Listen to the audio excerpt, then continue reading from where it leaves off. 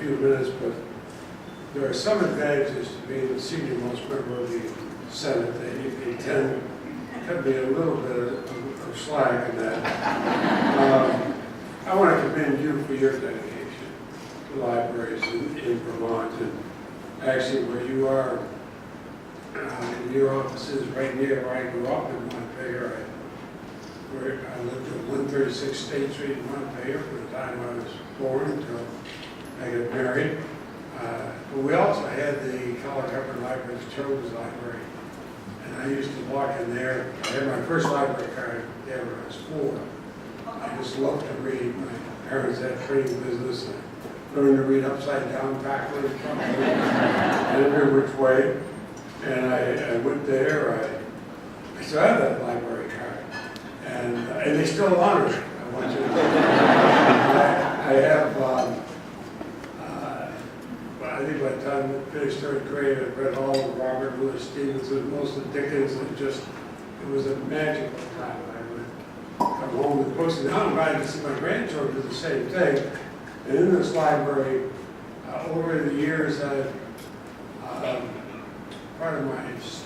part of my Senate career, I've been in 4 Batman movies. And Richardson for Batman, done voiceovers for Batman cartoons, and they pay a huge amount of money. I've given every cent of it to the Children's Library in Montreal.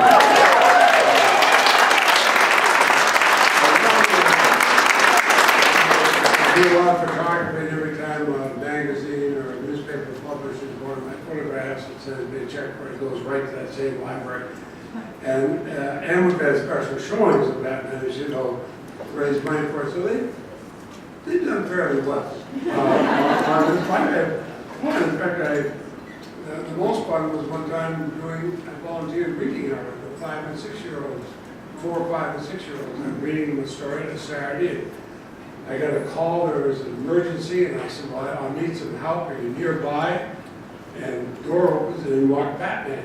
And you should see the eyes. And, they had clues that the kids had to figure out. They figured them all out. And you would love this as librarians. They read one clue, and they say, oh, that's where you keep the books on history. And off they went. But that's where you keep the books on geography. Or that's where you keep fiction or art. And off they went. And when they were finished, Batman thanked them, and they said, oh, you're welcome, Mr. Batman. The actor who was playing it told me after it was one of the most fun he ever had. But the American Library Association, you joined a lot of fights, not just to raise the money for libraries, but in 2001, you're one of the first groups to raise concerns about Section 215 of the USA Patriot Act. You were saying that the draft too broadly could result in dragnet searches for the library records or other records of innocent people. I said I had the same concern. And I remember when I raised that concern with the then Attorney General Ashcroft, accused librarians of generating baseless hysteria when it comes to Section 215. Turns out, however, as it was in other things, the Attorney General was wrong, the librarians were right.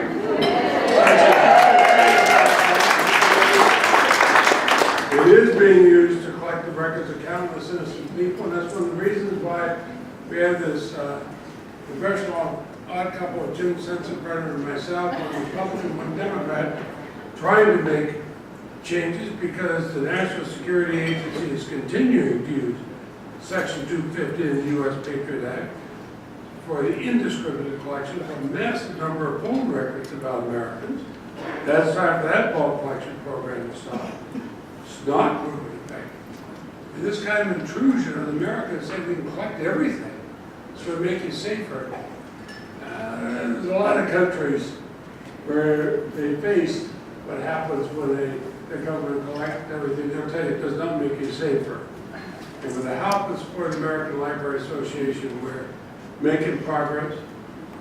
Congressman Sensenbrenner and I introduced the USA Freedom Act and bulk collection. The President announced recently that he also supports any bulk collection of phone records, although he hasn't done so yet. I talked with the president about this, and I said, that's great, I hope you do, but I want to make sure that neither you nor future presidents make the mistake of going back and doing that. And we want to write the law so you can. And I think with your help, we can do that.